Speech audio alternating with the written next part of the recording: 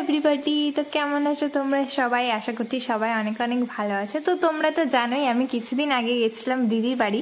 তো দিদি বাড়িতে গিয়ে সন্ধ্যাবেলায় রেডি হয়ে গেছিলাম সবাই, আর ওটা হচ্ছে বনি পাপা। তো আমরা সবাই রেডি হয়ে গেছি কারণ আমরা এখন যাবো একটু ঘুরতে, আর বেড়াতে গেছি। ঘুরতে না গেলে কি হয়? তো এইদিকে দেখো রিঙ্কি এক গামলা সিঙ্গারা নিয়ে বসে আছে, আর কি অতগুলো খাইনি, এমনি বসেছিল। তো আমরা এই যে রেডি হয়ে গেছি, এই যে আমাদের লুক কেমন লাগছে অবশ্যই তোমরা আমাদের কমেন্ট করে জানিও।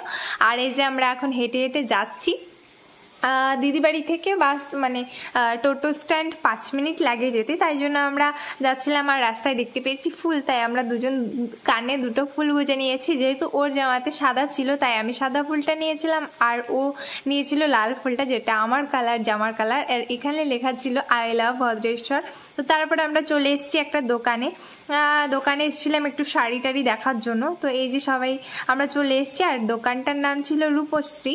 তো এখানেই গেছিলাম। তো তারপর আমরা ঢুকে পড়লাম। তো প্রথমেই আমরা কিছু লেহেঙ্গা দেখছিলাম আর কি, বিয়ের জন্য দেখছিলাম আর কি। তো এখানে অনেক রকম শাড়ি টাড়ি ছিল, তো তাই আমি একটু ভিডিও করছিলাম। আর এই যে দেখতেই পারছো, আর এই শাড়িটা কিন্তু এখন ট্রেন্ডিং চলছে, সবাই বিয়েতে বেশিরভাগ এইসব কালারই এখন পরছে। তো এই শাড়িটাও মোটামুটি ভালোই ছিল, বাট পিঙ্ক কালারটা একটু বেশি ছিল, তাই আমার অতটাও ভালো লাগেনি। আর এই শাড়িটাও কিন্তু খুব সুন্দর। আর এই যে সি গ্রিন টাইপের যে শাড়িটা, ওইটা কিন্তু রিম্পার আছে একটা। তারপর আমরা চলে গেছিলাম একটা লেহেঙ্গা শপে। তো এইখানে লেহেঙ্গা শপে কিন্তু খুব সুন্দর সুন্দর কালেকশন ছিল, আর এই দোকানটার নাম ছিল মান্যবর।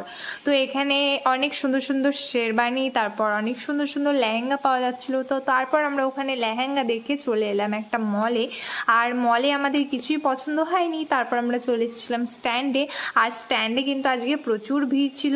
আর দেখতেই পাচ্ছ খুব সুন্দর জায়গাটা, কিন্তু আমার কিন্তু খুবই ভালো লেগেছিল এই জায়গাটা। এখানে কিন্তু অনেক স্ট্রিট ফুডের দোকান আছে, আর দেখতেই পাচ্ছ এখানে শুধুই ফুচকার দোকান, মানে অনেকগুলো, প্রায় 10-12টা ফুচকারই দোকান আছে। আর এই কাকুটা নাকি খুব সুন্দর ফুচকা বানায়, তো তাই জন্য আমরা এই কাকুটার দোকানেই গেছিলাম। আমি তো আগে কখনো খাইনি, আমি এই যে ফার্স্ট টাইম দিদিদের সাথে এখানে গেছিলাম ঘুরতে স্ট্যান্ডে।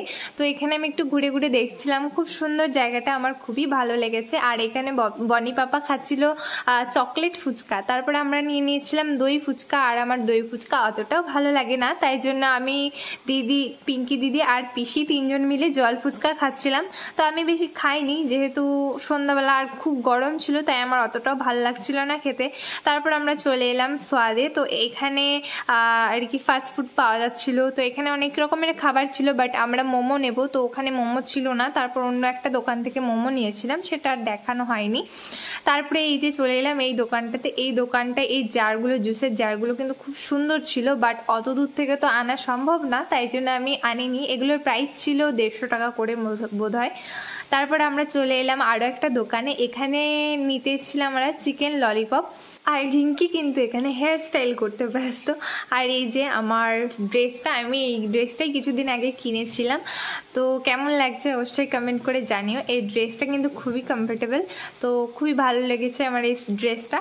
আর এইদিকে আমাদের খাবার নেওয়া হয়ে গেছে। আর এই দেখো রাস্তার পাশেই কিন্তু এখানে সুন্দর একটা পার্কের মতো, আর এখানে এই সরু জায়গাটা দিয়ে আমরা সবাই ঢুকেছি, কিন্তু আমার পিসি কিছুতেই ঢুকতে পারছিল না, তাই জন্য আমাদের আর ওখানে বসা হয়নি। আর পেছনে দুটো কাপল যাচ্ছিল, ওরা দেখেও কিন্তু খুব হাসছিল। তো তারপরে আমরা গঙ্গার পাড়েই একটু দাঁড়িয়েছিলাম, আর সেদিন প্রচুর গরম ছিল। তো আমরা এখানে একটু জায়গা ফাঁকা পাইনি, আমরা হেঁটে হেঁটে দেখছিলাম কোথাও জায়গা আছে নাকি ফাঁকা। তো আমরা জায়গা ফাঁকা পাইনি, তাই আমরা বাড়ি এসে তারপর আমরা খাচ্ছিলাম।